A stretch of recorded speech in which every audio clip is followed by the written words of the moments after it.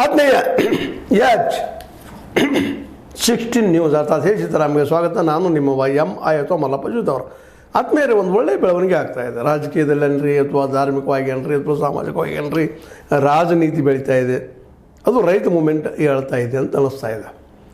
ಆದರೆ ಇದು ಉಳಿಬೇಕು, ಇದು ಈ ಟೆಂಪೋ ಇದೇ ರೀತಿಯಾಗಿ ಉಳಿಬೇಕಾಗಿದೆ. ಇವತ್ತು ನಮ್ಮ ಶಶಿಕಾಂತ್ ಗುರೂಜಿ ಅಥವಾ ಪಣಸಡಿ ಗುರೂಜಿ ಜೊತೆಗೆ ನಮ್ಮ ಚೋನಪ್ಪ ಅವ್ರ ಜೊತೆಗೆ ಅನೇಕರು ಇವತ್ತು ಕೊಡ್ತಾ ಇದ್ದಾರೆ. ಅವ್ರು ನಂಬ್ತಾ ಇದ್ದಾರೆ ಜನ, ಅವ್ರು ಅದನ್ನು ಹೋಗ್ಬೇಕಾಗಿದೆ. ಅದು ಅಷ್ಟು ಜವಾಬ್ದಾರಿ ಅದ.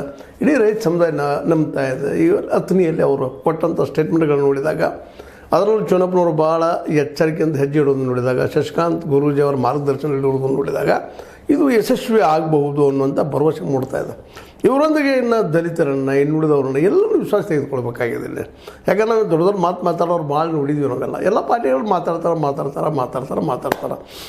ಮಾತಾಡಿ ದೇಶ ಹಾಳು ಮಾಡಿದಾರೆ ಅನ್ನೋದು ನಮಗೆ ಗೊತ್ತದ.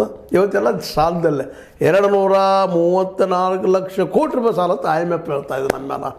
ಇಂಥ ಪರಿಸ್ಥಿತಿಯೆಲ್ಲ ನಾವು ಹೇಳಬೇಕಾಗಿದೆ. ಯಾವ ಸರ್ಕಾರ ನಮ್ಮನ್ನು ಎಬ್ಸಲಿಕ್ಕೆ ಸಾಧ್ಯ ಇಲ್ಲ. ಏನು ತಂದರೂ ಇನ್ನೊಂದು ಕಡೆ ಸಾಲ ತುಂಬೋರು, ಅದರ ಕಮಿಷನ್ ಹೊಡೆಯವರು ನಮಗೆ ಹೊಂಚವರು ಇದೆ, ಕೆಲಸವೇನೋ ಮತ್ತೇನಲ್ಲ. ಈಗೇನೋ ಅವರು ಸಂತೋಷಪಟ್ಟಿದ್ದಾರೆ, ಸರ್ಕಾರಕ್ಕೂ ಧನ್ಯವಾದನ ಹೇಳಿದ್ದಾರೆ.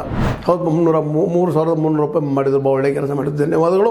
ಜೊತೆಗೆ ಮೆಕ್ಕೆಜೋಳ 50 ಕ್ವಿಂಟಲ್ ತೊಗೊಳ್ತಾರೆ ಅನ್ನೋದು ಇದನ್ನು ಸಹಿತ ಹೌದು, ಒಳ್ಳೆಯ ಕೆಲಸ ಮಾಡಿದಾಗ ಮೆಚ್ಚಬೇಕಾಗಿದ್ದ. ಅದು ಕರ್ತವ್ಯನೂ ಹೌದು, ಮತ್ತು ಅದು ಒಳ್ಳೆಯ ಹೆಜ್ಜೆನೂ ಹೌದು. ಆದರೆ ಅದನ್ನಷ್ಟು ನಂಬ್ಕೊಂಡು ಕೂಡುವಂಥದ್ದಲ್ಲ. ಮನೆಗೆ ಹೋಗುವಂಥ ವಿಷಯ ಮಾತಾಡಿದ್ದು ಭಾಳ ಸಂತೋಷ ವಿಷಯ. ಜೊತೆಗೆ ಈ ರಾಜಕಾರಣಿಗಳ ಮನೆ ಮುಂದೆ ಹೋಗಿ ಕೊಡ್ತೀವಿ, ನಾವು ಧರಣಿ ಮಾಡ್ತೀವಿ ಅನ್ನೋದು ಅಷ್ಟೇ ಬರೋಬ್ಬರಿ ಅದ, ಇಲ್ಲಂತಲ್ಲ. ಏನಿದ್ರು ಗಾಂಧೀಜಿ ಹಾಕಿದಂಥ ಮಾರ್ಗದಲ್ಲ ಅಹಿಂಸಾತ್ಮಕವಾಗಿ ಸಂಘಟನೆ ಮಾಡಿಕೊಂಡು